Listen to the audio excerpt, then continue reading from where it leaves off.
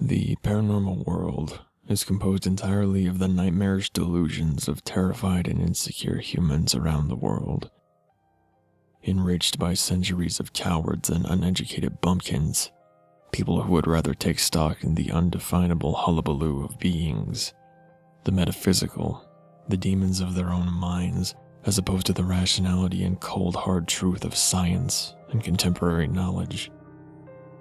None of that actually exists. There is nothing that we cannot explain or understand.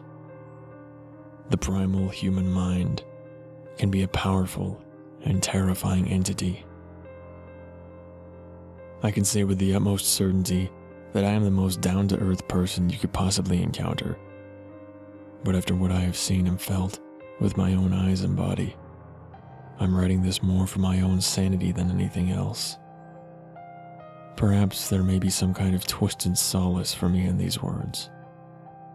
But if there is indeed an underlying purpose for this document, some moral that may be conveyed to the rest of the world, it is to confirm that there are truly some things in this world that we humans, the supposed epitome of rational thought, have not yet understood, nor would we ever want to understand. Listener, let me ask you now, what really terrifies you? When you read a scary story, is it really the words on the screen that scare you? The integration of several choice spook sentences into an otherwise rather bland and cliché narrative about a boy alone in the woods with a tall, faceless monster waiting to jump out from behind a tree? Or is it something more? Something intensely psychological, beyond the words that make you nervously check over your shoulder, peering through the darkness at the ajar closet door, when your perception of the physical world begins to turn on you. Something malevolent steals control of the synapses and signals firing off in the recesses of your brain, toying with your emotions. You are helpless. Primal hypersensitivity and rapid breathing take over, and sitting in the suddenly abnormally still, silent, cold darkness of your bedroom, you realize that you are really not as safe as you believe yourself to be. This is the insidious, cold realization percolating down your neck in tendrils of pure, frozen nerve sensation that you may be in very real danger. Sitting alone in the silent darkness of your once familiar room, the pale artificial light of a computer screen reflecting on your face, and God knows what else. Maybe that is what this is to you. Simply another scary story, isn't it? You could not be more mistaken. I could not be more serious. I am a boy of 19, a teenager in all the various connotations of the word, a university engineering student with a penchant for alcohol, intelligent debate, and women. Several days ago, I was at a house party with a buddy of mine, and as usual, we got to drinking and fraternizing with much mirth.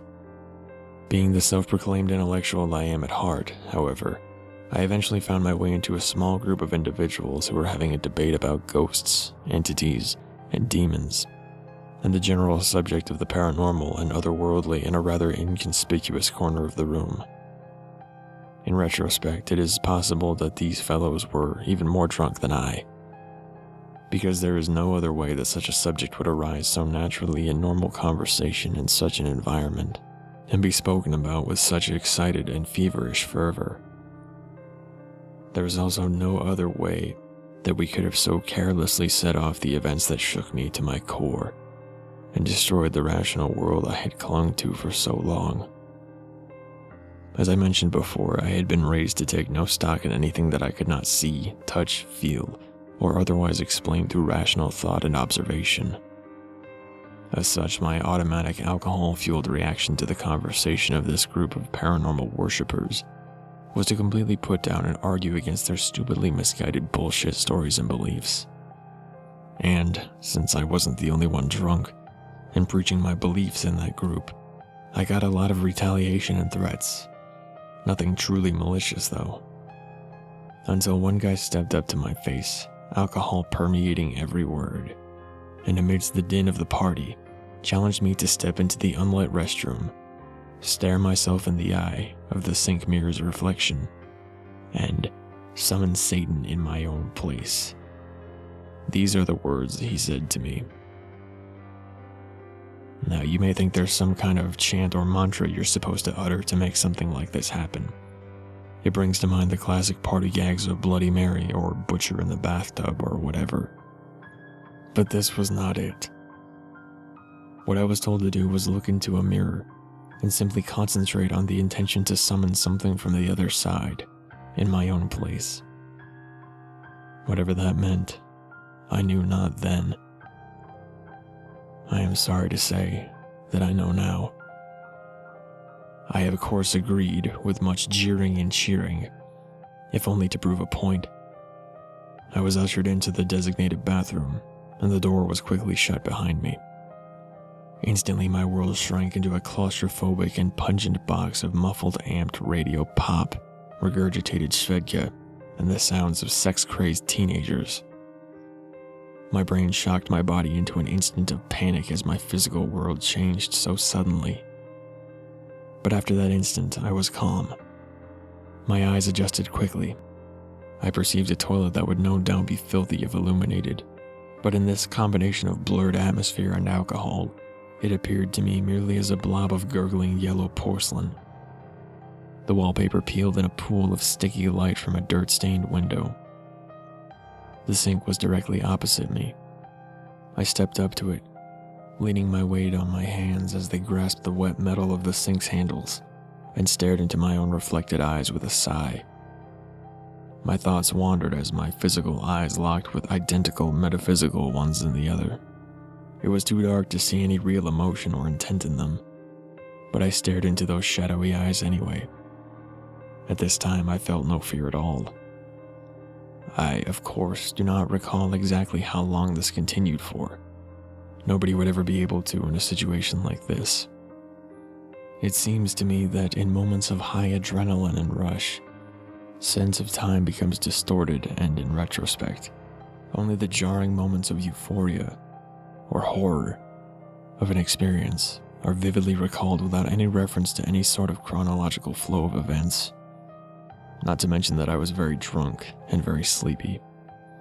Probably shouldn't have downed that 8th shot of Grey Goose so greedily. This is why I do not recall exactly when I felt it, or exactly when I saw it. I only recall the sensation of panic and shock I felt when it happened. Listener, do you know what true fear is? Do you really know it? At that moment, I did. My reflection, face covered in shadow except for my lips and nostrils, was still my own. But it was not me.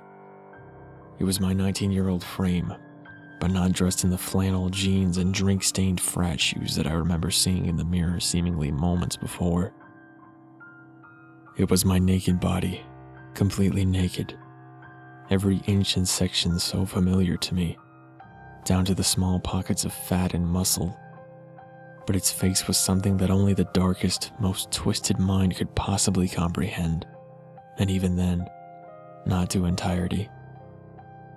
It was an image of me that was deeply violating, deeply disturbing, primal, and terrifying. Its lips had been curled back into a leer that penetrated my core with a nerve-deadening cold, and its eyes, cold and dead as they were in that lightless place, bore into my own with an illuminated, deathly supernatural intelligence far beyond my own mortal one. It knew me so well.